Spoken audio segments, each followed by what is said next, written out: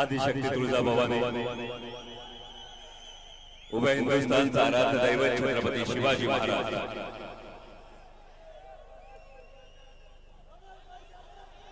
आणि छत्रपती शिवाजी महाराजांनी या महाराष्ट्राच्या मातीतल्या माणसाला जगावं कसं हे शिकवल्यानंतर याच मातीतल्या माणसाला स्वाभिमानासाठी शेवटच्या क्षणापर्यंत लढावं कसं हे शिकवणारे छत्रपती संभाजी महाराज यांच्या पवित्र स्मृतींना अभिवादन करतो। व्यासपीठावर उपस्थित असणारे देशाचे नेते जे फक्त पाठीवर हात ठेवून लढ म्हणतात तेव्हा 12 हत्तीचं बळ माझ्यासारख्या सामान्य कार्यकर्त्यात येतं ते आदरणीय शरदचंद्रजी पवार साहेब आणि अत्यंत आपुलकीनं त्यांना जेव्हा मी आवर्जून सांगितलं की जुन्नर असेल, आंबेगाव असेल, भोसरी असेल, खेड असेल, शिरूर हवेली असेल, हडपसर असेल, या सगळ्या विधानसभा मतदारसंघांमधली जी शिवसेना आहे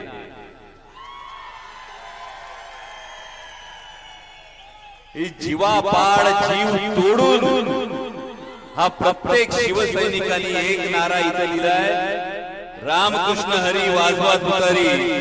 तसा दुसरा नारा आहे, वाजवा तुतारी।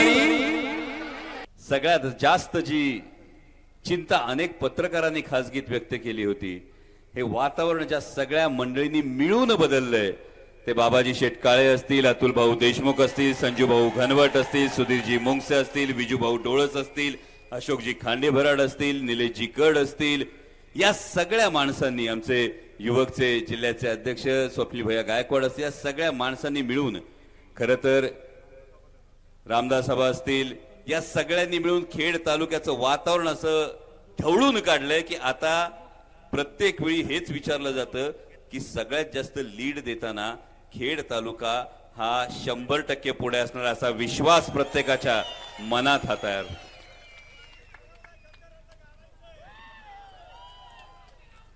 मला तुमच्या या निश्चयाविषयी खात्री आहे, कारण मला अनुभवातून माहिती आहे की शिवसैनिक हा निखाऱ्यासारखा असतोच, तो सहसा पेटत नाही, पण एकदा का पेटला तर कुणाच्या बापाच्याने विजत नाही।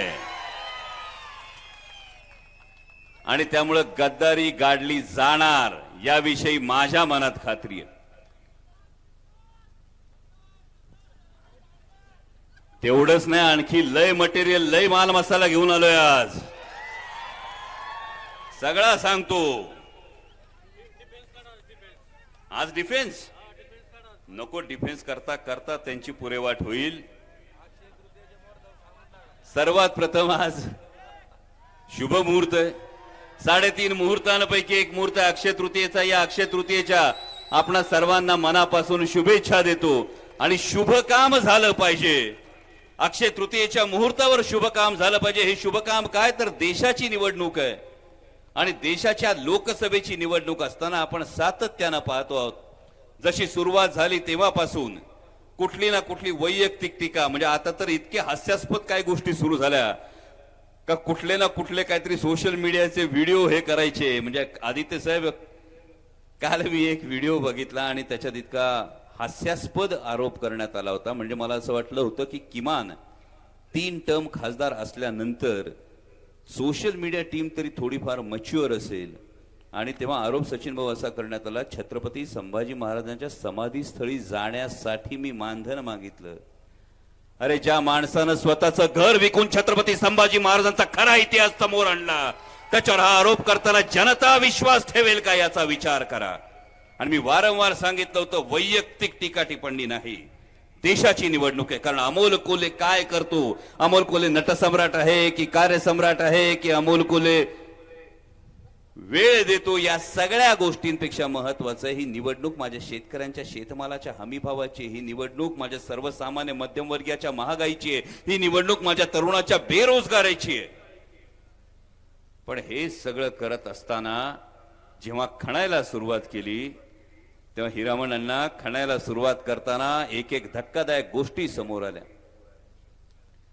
म्हणजे आदित्यजी, खरं तर माझ्या घरात कोणीही राजकारणात नाही आणि त्यामुळे माझ्यासारखा एक सर्वसामान्य शेतकरी कुटुंबातला पोरगा संसदेत निवडून गेल्यानंतर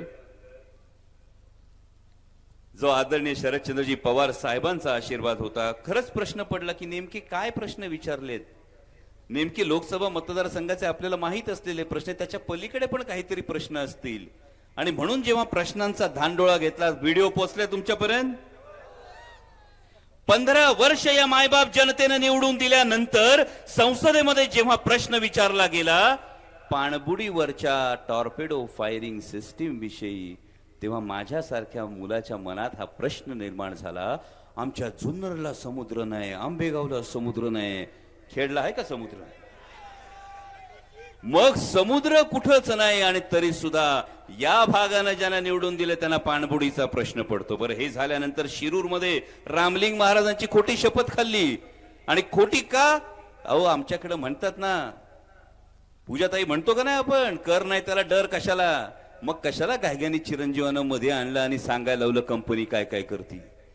बर, खोटं बोल पण रेटून बोल, यापेक्षा धडधडीत धक्कादायक गोष्ट आहे की मायबाप जनतेनं तुम्हाला संसदेत पाठवल्यानंतर त्या पदाचा गैरवापर करून, गैरफायदा घेऊन आपण आपल्या कंपनीचं उखळ पांढरं केलं नाहीत का, हा प्रश्न 15 वर्ष 20 वर्ष वडापाव खाऊन ज्यांनी प्रचार केला ना, त्या प्रत्येक शिवसैनिकाच्या मनात आहे. ज्यांनी मतं दिली ना, त्या शिरूर लोकसभा मतदारसंघातल्या प्रत्येक माणसाच्या मनात आहे. इतकंच नाही, त्या दिवशी शिरूरच्या सभेमध्ये मी धक्कादायक दुसरी माहिती जाहीर केली. म्हणजे बारामती लोकसभा मतदारसंघाची ज्या दिवशी निवडणूक झाली सुरेश भाऊ, त्या दिवशी विजयताई आपण सोशल मीडियावर पाहिलं की एका बँकेची शाखा मध्यरात्री सुद्धा उघडी होती. झाली कुठं? वेल्ल्यामध्ये. आणि एक चर्चा माझ्या समोर आली. त्या चर्चेतून कागद समोर आला. भैरवनाथ महाराजांच्या नावानं असलेल्या पतसंस्थेतून शिपाई पदावर काम करणाऱ्या व्यक्तीला कर्ज किती? 95 लाख. ड्रायव्हर पदावर काम करणाऱ्या व्यक्तीला किती कर्ज? 1,21,00,000.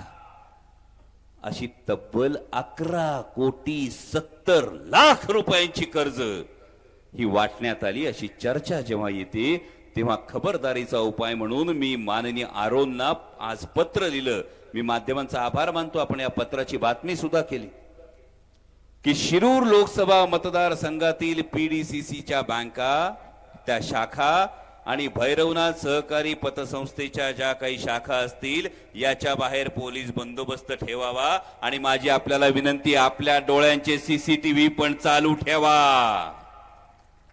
कारण हे दाखवून द्यायचे, जसं बारामती लोकसभा मतदारसंघातल्या मायबाप जनतेने दाखवून दिलं की महाराष्ट्राची जनता स्वाभिमानी आहे.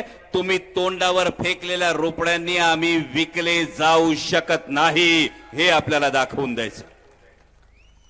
आणि आता महत्वाचा मुद्दा,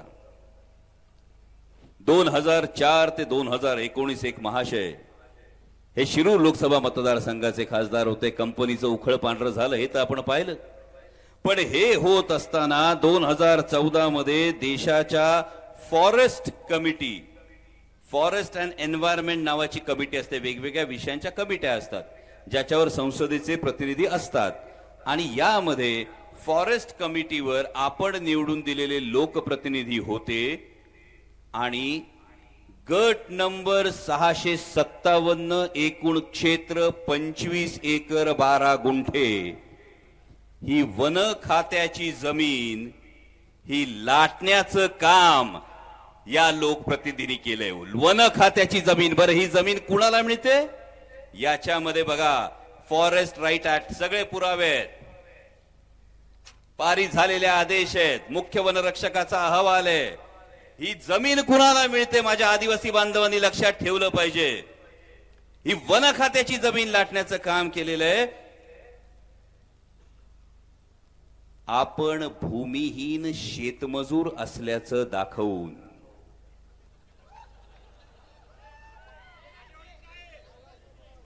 याच्यामध्ये कायद्यामध्ये सेक्शन 20 मध्ये तरतूद आहे. Other traditional forest dweller means any member or community who has been at least for 3 generations prior to 30th day of December 2005 primarily resided and who depend on forest or forest land for bonafide livelihood needs, म्हणजे 3 पिढ्यांपासून जो या जमिनीवर राहतो किंवा त्याचा उदरनिर्वाह या वनजमिनीतल्या उत्पादनांवर असतो, अशांना ही गोष्ट दिली जाऊ शकते. या संदर्भातली तब्बल 657 गट नंबर 25 एकरची ही जमीन लाटलीये आणि तेव्हा हे महाशय केंद्रीय वन आणि पर्यावरण समितीचे सदस्य होते. हे याचे पुरावे. मौजे लांडेवाडी मधलं हे मौजे लांडेवाडी स्वतःच्या गावातली, बरोबर आहे का नाही? आंबेगावचे आलेत का इकडं? बरोबर आहे का? खरं आहे का खोटं आहे? पण त्याच्यापेक्षा महत्वाची गोष्ट आहे, त्यांच्या प्रचारासाठी आज जे 12 सभा घेत आहेत. गणेश राव आहेत का तिकडं?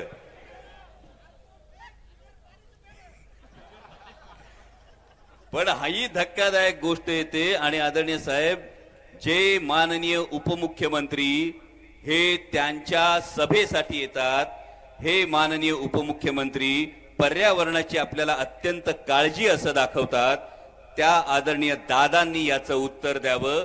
या 657 गटामध्ये तुमच्याकडे बऱ्याच जणांकडे वावर असतील, बरोबर? कुणाचा सातबारा वढ्यातल्या निळ्या लाईन मध्ये आहे का? निळ्या लाईन मध्ये, ब्लू लाईन पाण्याचा स्त्रोत असतो, त्याच्यामध्ये सातबारा आहे का कुणाचा?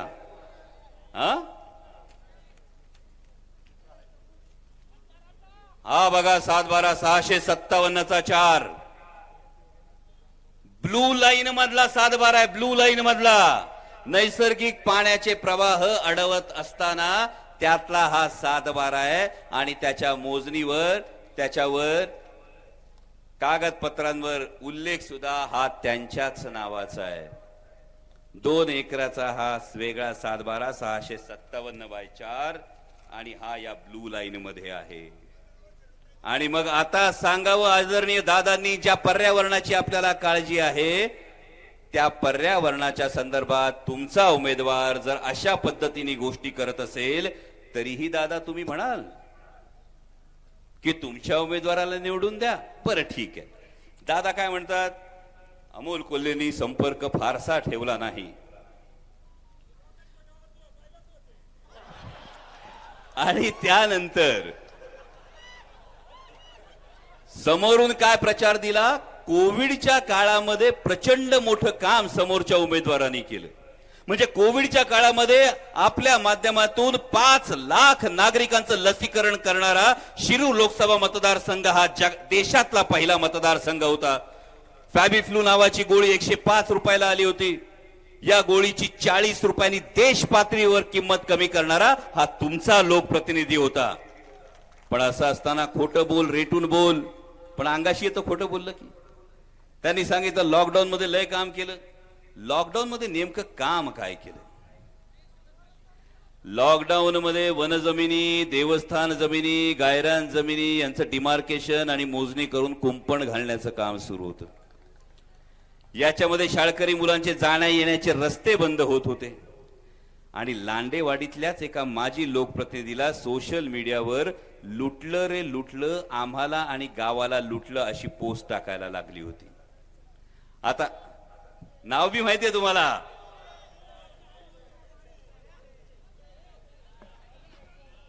पोस्ट तुम्हीच टाकली होती सरपंच. आता या संदर्भामध्ये आणखी एक महत्वाची गोष्ट पुन्हा येऊन सांगतील. आता तुम्हाला कळलं वनजमिनी कोणी लाटल्या, ब्लू लाईन मध्ये सातबारा कोणी हाणला, लॉकडाऊन मध्ये काय कामं केली. आता माननीय देवेंद्रजी फडणवीस बहुतेक आज भोसरीला येणार होते. सभा झाली का नाही मला माहित नाही. पण माननीय देवेंद्रजी फडणवीसांनी सांगावं की आपला पक्ष एकूण संस्कृतीविषयी, देवाधर्माविषयी फार आस्थेने बोलतो. आणि मग हा एक 13 एकरची देवस्थानची जमीन लाटल्याचा जो पुरावा आहे, त्याच्याविषयी आपण काय बोलणार? लांडेवाडीमध्ये भैरवनाथ देवस्थान आहे, बरोबर. आता मला सांगा, हे नवीन बहिरोबा देव देवस्थान कोणी निर्माण केलं? आणि या बहिरोबा देव देवस्थान मध्ये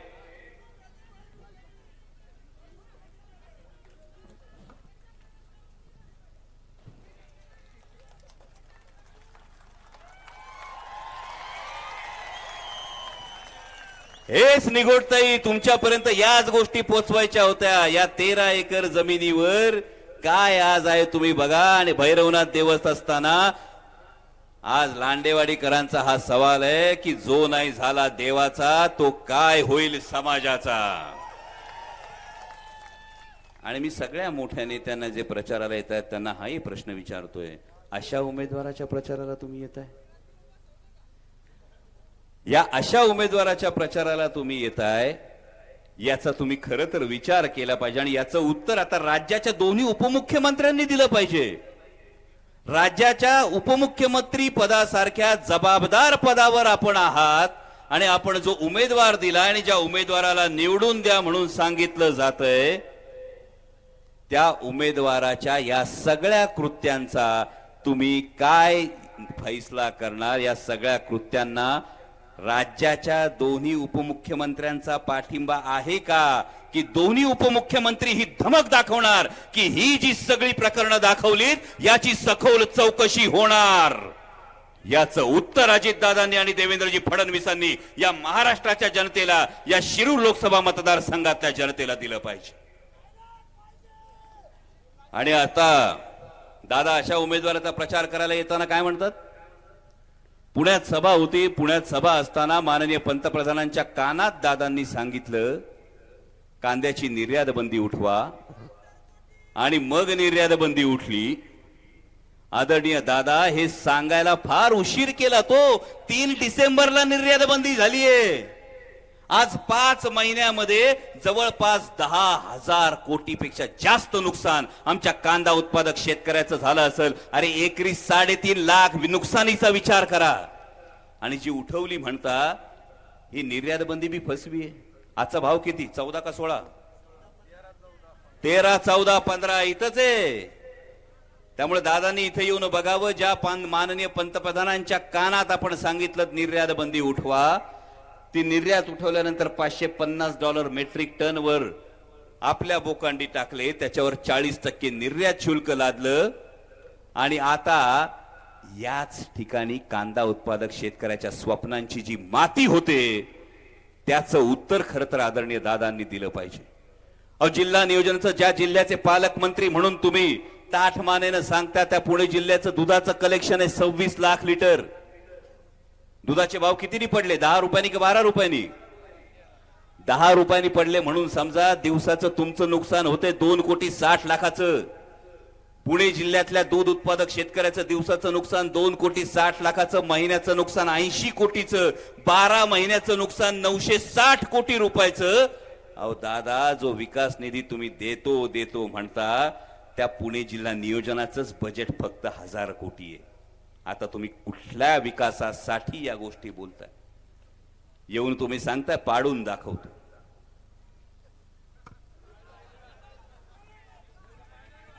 हा नाही, आजही त्यांनी शिरूरमध्ये बहुतेक काहीतरी विधान केलं. दाखवतोस तुला. मग परवा काहीतरी म्हणाले एकेकाला निवडणूक होऊ दे, सरळ करतो.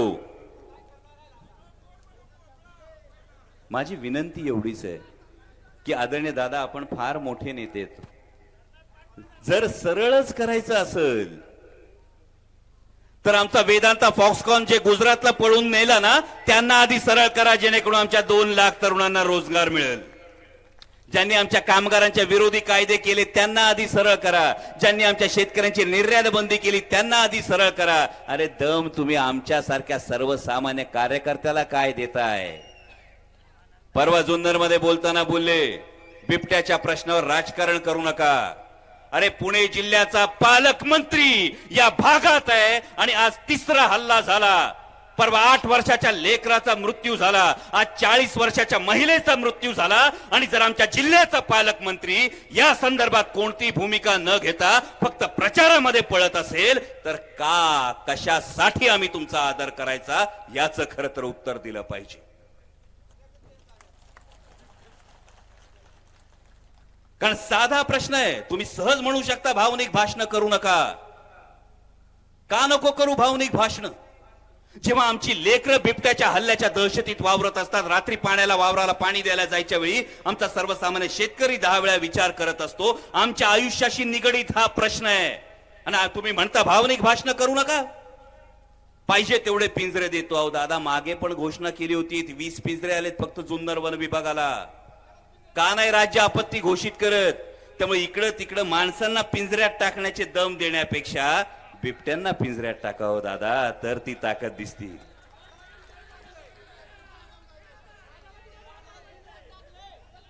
हा,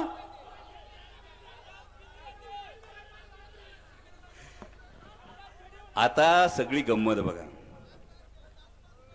आपल्याला कढीपत्ता मी शिरूरला पण सांगितला होता. त्यामध्ये कसं असतं, पोहे खातो का नाही आपण, पोह्यामध्ये फोडणी टाकतात, आधी कढीपत्ता टाकतात, कढीपत्त्याची फोडणी मस्त फोडणी लागती. पोहे खायला बसलं का पहिलं बाहेर काय काढतोय? त्यामुळे एवढं रामायण भारतीय जनता पक्षाने केलं, दोन पक्ष फोडून हे रामायण केलं. बारामती लोकसभा मतदारसंघातल्या जनतेने काय निकाल घेतलाय हा तुम्हाला सगळ्यांना आधीच कळलेला आहे. आणि लगेच दुसऱ्या दिवशी शिखर बँकेच्या घोटाळ्यासंदर्भात याचिका कोर्टात दाखल होती. मग शशिकांत शिंदे साहेब, आमच्यासारख्या कार्यकर्त्याला वाटतं, आपल्याला वाटतं कार्यकर्त्याचा कढीपत्ता होऊ नये, एवढ्या मोठ्या नेत्यांचा पण कढीपत्ता होतो की काय, अशी भावना अनेकांच्या मनात येऊ शकते. कारण बघा ना, आदरणीय साहेबांविषयी सातत्यानं बोलत असताना मगाशी सरकटे साहेब जे म्हणाले, दिल्लीच्या तख्ताला लई भारी शरद पवार. आदरणीय पवार साहेबांविषयी माननीय पंतप्रधानांची विधानं कशी बदलत गेली बघा.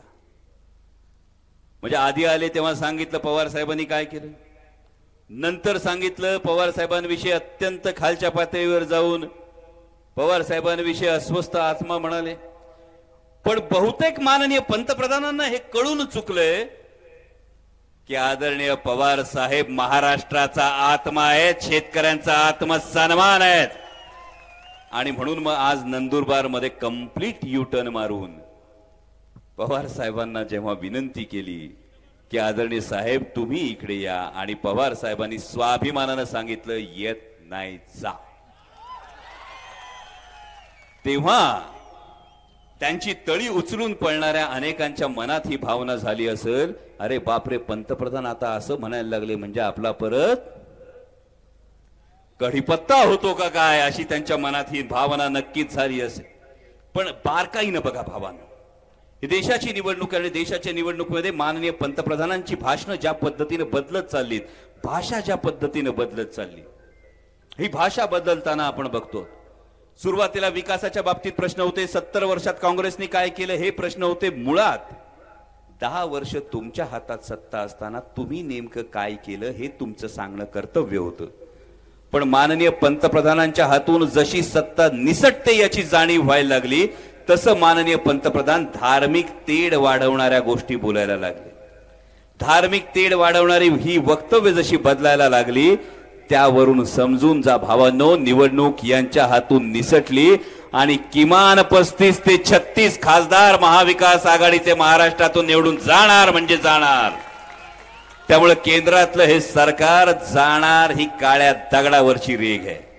आणि असं असताना आदरणीय दादा जेव्हा म्हणतात याला पाडून दाखवतो त्याला पाडून दाखवतो, मी आदरणीय दादांना त्यांच्या एवढ्या अनुभवाचा मान ठेवून सांगू इच्छितो की दादा, इथं बसलेल्या एकदा सर्वसामान्य माणसाला सुद्धा भारतरत्न डॉक्टर बाबासाहेब आंबेडकरांच्या संविधानामुळे जो मतदानाचा अधिकार मिळालाय ना, तो ही माझी मायबाप जनता ठरवते कुणाला निवडून द्यायचं ते.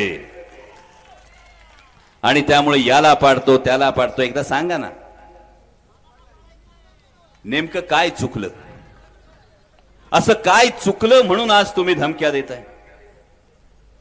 म्हणजे आमचा काका मामा राजकारणात नव्हता म्हणून आमचा राजकीय पिंड नाही का? ते म्हणतात अमोल कोल्हेंचा राजकीय पिंड नाही, म्हणजे आमचा काका मामा राजकारणात नाही म्हणून आमचा राजकीय पिंड नाही का? आम्ही लोकांनी निवडून दिल्यानंतर देशाच्या संसदेत कांद्याचे प्रश्न विचारले, दुधाचे प्रश्न विचारले, बिबट्याचे प्रश्न विचारले, स्वतःच्या कंपनीचं उखळ पांढरं करणारे प्रश्न विचारले नाहीत म्हणून आमचा राजकीय पिंड नाही का? 19,500 कोटी रुपयांचे नॅशनल हायवेचे प्रकल्प विरोधी पक्षातला खासदार असताना सुद्धा हा पुणे नाशिक हायवेचा एलिव्हेटेड कॉरिडॉर असेल, तळेगाव चाकण शिक्रापूरचा एलिव्हेटेड कॉरिडॉर असेल, पुणे नगर हायवेचा एलिव्हेटेड कॉरिडॉर असेल, 19,500 कोटी रुपयाचे नॅशनल हायवेचे प्रकल्प आणले. आज त्याची निविदा प्रक्रिया सुरू आहे.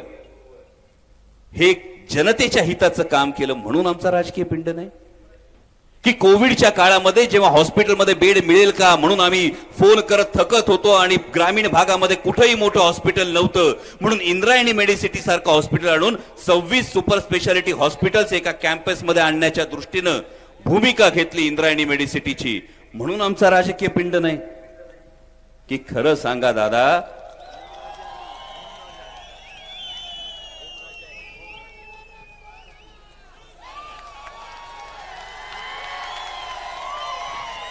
आणि शिवसेनेचा ढाण्या वाघ खासदार ओमराजे निंबाळकर यांचं स्वागत आहे.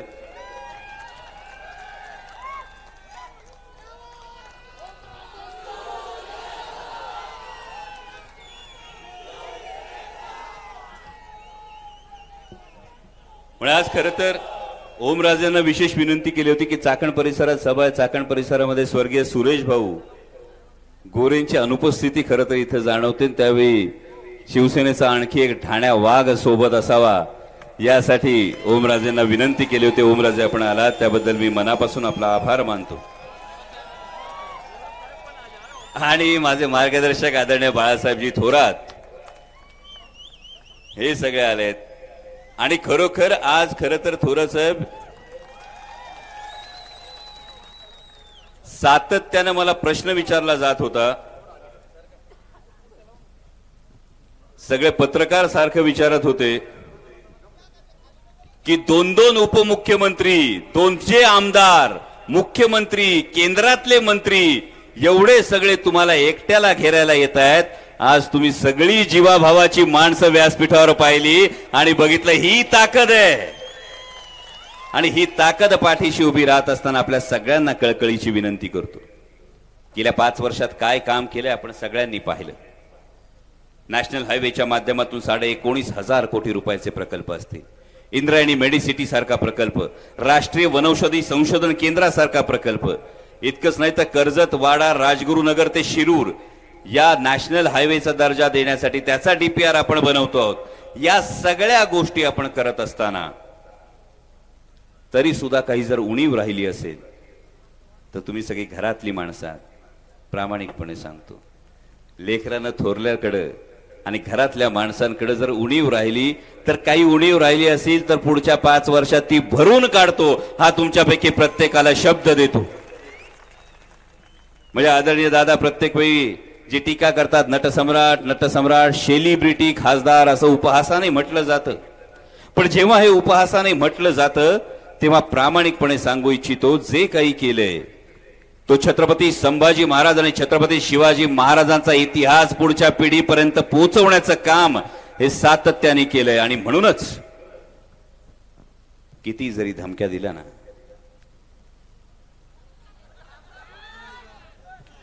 आम्ही घाबरत नसतो. कारण किती जरी धमक्या दिल्या तरी घाबरत नसतो, कारण आमच्या पाठीमागे आदरणीय शरदचंद्रजी पवार साहेबांचा हात असतो. आणि हे सगळं करत असताना छत्रपती शिवाजी महाराज, छत्रपती संभाजी महाराजांनी जे शिकवलं तो महाराष्ट्राच्या मातीचा स्वाभिमान कधी दिल्लीच्या तख्तासमोर झुकू दिला नाही. आणि आज जेव्हा आदरणीय दादा सांगतात तुला पाडून दाखवतो, तुला कसा खासदार होतो ते बघतो, कसा आमदार होतो ते बघतो, मी एवढंच विनम्रपणे सांगू इच्छितो की दादा 27 जूनच्या आधी या सगळ्या गोष्टींची भीती वाटत होती. पण 27 जूनला भोपाळला एक भाषण झालं आणि त्यानंतर 3 जुलैला तुम्ही जेव्हा भूमिका बदलली, ज्यांचं भाषण झालं ना त्यांच्या समोरासमोर उभं राहून संसदेत आम्ही आमच्या शेतकऱ्यांसाठी भांडतो, आम्ही आमच्या कष्टकऱ्यांसाठी भांडतो, आम्ही त्यांना घाबरत नाही, तर त्यांच्या भाषणाने भूमिका बदलणाऱ्या तुम्हाला काय घाबरू आम्ही? आणि म्हणून सांगतो, मायबाप जनतेने ही निवडणूक हाती घेतली, एवढी शेवटची विनंती करतो आणि थांबतो. लहान लेकराला आईबापानं खांद्यावर उचलून घेतलं ना तर ते लेकरू जगाला मोठं दिसतंय, आणि त्या पद्धतीने 2019ला तुम्ही खांद्यावर उचलून घेतला. आता तर आमच्या धैर्यशील आप्पांनी स्टेजवर पण खांद्यावर उचलून आणलं. त्या पद्धतीने पुन्हा एकदा खांद्यावर उचलून घ्या. तुमचा स्वाभिमान, शिवजन्मभूमीचा अभिमान, शिरूर तालुक्याची, शिरूर लोकसभा मतदारसंघाची शान दिल्लीच्या तख्तासमोर कधीही झुकू देणार नाही, एवढा तुम्हाला शब्द देतो आणि थांबतो. धन्यवाद. जय शिवराय. आणि मराठा क्रांती मोर्चाचे राज्य समन्वयक आमचे मनोहरबुवा वाडेकर यांनी अपक्ष उमेदवार म्हणून अर्ज भरला होता. त्यांनी मला जाहीर पाठिंबा दिला, त्याबद्दल बुवा मी तुमचं मनापासून आभार मानतो. आणि तुमच्या संघर्षामध्ये तुमच्या खांद्याला खांदा लावून मी कायम सोबत असेल, हा तुम्हाला शब्द देतो. धन्यवाद. जय शिवराय. एबीपी माझा, उघडा डोळे बघा नीट.